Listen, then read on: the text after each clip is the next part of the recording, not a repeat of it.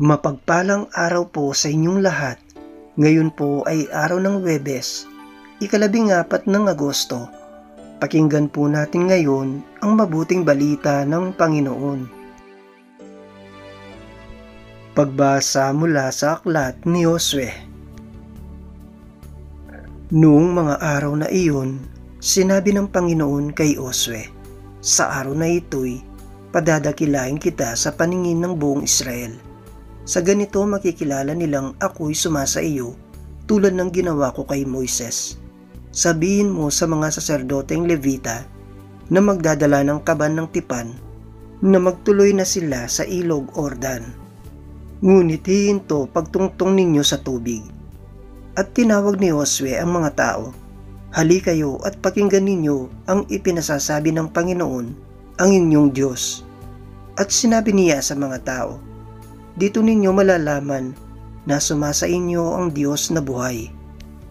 Pagdating ninyo roon, lilipulin niya ang mga Kananeo, ang kaban ng tipan ng Panginoon, ang Panginoon ng sangkalupaan ay mauunang itatawid ng ilog Ordan. Kapag ang mga saserdoteng may dala ng kaban ng tipan ay tumuntong sa tubig, titigil ng pag-agos ang ilog Ordan. Ang tubig ay matitipon sa isang lugar sa hulo." Sa pangunguna ng mga saserdoteng may dala ng kaban ng tipan, umalis ng kampamento ang bayang Israel upang tumawid sa ilog.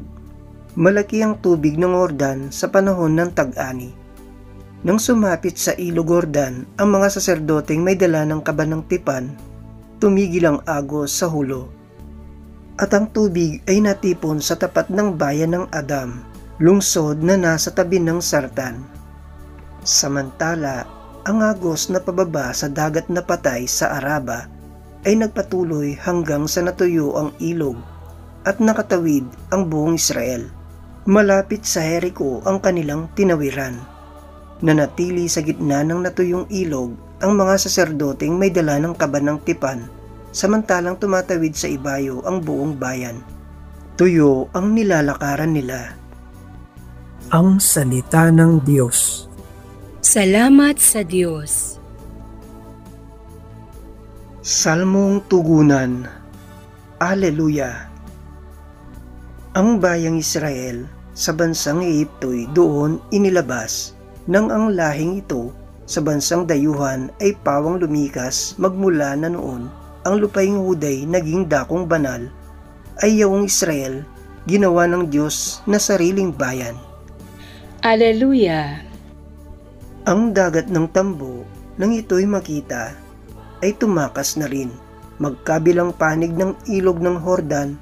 Noon ay humimpil, maging mga bundok katulad ng tupa ay pawang nanginig, pati mga burol nanginig na parang tupang maliliit. Aleluya! Ano ang nangyari? At ikaw, o dagat, wala ng dayuhan. Ikaw naman, Hordan, bakit ang tubig mo'y hindi na dumaloy? Kayong mga bundok, nanginginig kayong tupa ang kapara, at ang mga burol, natakot na parang maliit na tupa. Aleluya! Aleluya, aleluya, poon iyong pasikatin, kagandahan ng loobin, ng kabutihan mo sa amin.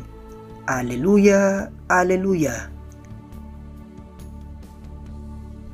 Ang mabuting balita ng Panginoon ayon kay San Mateo.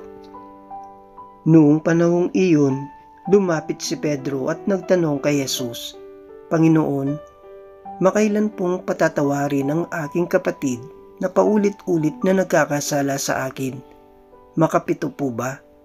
Sinagot siya ni Jesus, "Hindi ko sinasabing makapito, kundi 70 ulit pa nito. Sapagkat ang paghahari ng Diyos ay katulad nito. Ipinasya ng isang hari na pagbayarin ang kanyang mga lingkod na may utang sa kanya. Unang dinala sa kanya ang isang may utang na 10 milyong piso. Dahil sa siya'y walang ibayad, iniutos ng hari na ipagbilis siya ang kanyang asawa, mga anak, at lahat ng ari-arian upang makabayad. Nanikluhod ang taong ito sa harapan ng hari at nagmakaawa. Bigyan pa ninyo ako ng panahon at babayaran ko sa inyo ang lahat. Naawa sa kanya ang hari, kaya ipinatawad ang kanyang mga utang at pinayaon siya. Ngunit pagkaalis niya roon, ay nakatagpo niya ang isa sa kanyang kapwa lingkod na may utang na 500 piso sa kanya. Sinunggaban niya ito at sinakal, sabay wika, "Magbayad ka ng utang mo." Naglumuhod iyon at nagmakaawa sa kanya, "Bigyan mo pa ako ng panahon at babayaran kita." Ngunit hindi siya pumayag.